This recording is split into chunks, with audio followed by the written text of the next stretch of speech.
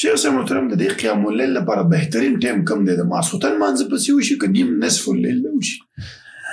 دې کې هیڅ شک نشته چې په عام اوقاتو کې په عام وخت کې دا مونځ چې دی دا په آخر وخت کې غوره دی، ځکه رسول الله صلی الله علیه وسلم طریقه به همدا وه چې هغه به د شپې د اول نه وده شو، بیا به د شپې په آخره کې راپاڅېده.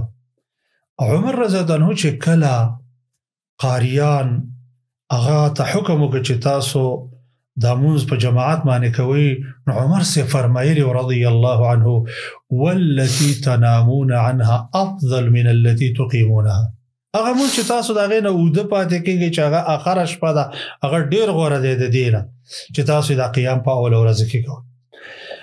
صرف عوام الناسو دپاره چې هغوی اوږد قرائت نشي کولی او د اوږد مادې قیام کې اوږد قرائت پکار دی چې یو قاري پسې ودرېږي، نو بیا د ډېرو علماء کرامو نه دا قول نقل دی، ائمو نه هم دا قول، احمد بن حنبل رحمه الله، شیخ الاسلام ابن القیم رحمه الله علیه نه داسې اقوال نقل دي چې هغه وایي چې دا په جماعت سره کول پکار دي، ولو که د مسلمانانو په اول ورځ کې هم وي، وجه د اول وخت کې هم وي. وجه دا دی چې نبی علیه الصلاة والسلام فرمایي من قام مع الامام حتى ينصرف كتب له قيام الليل.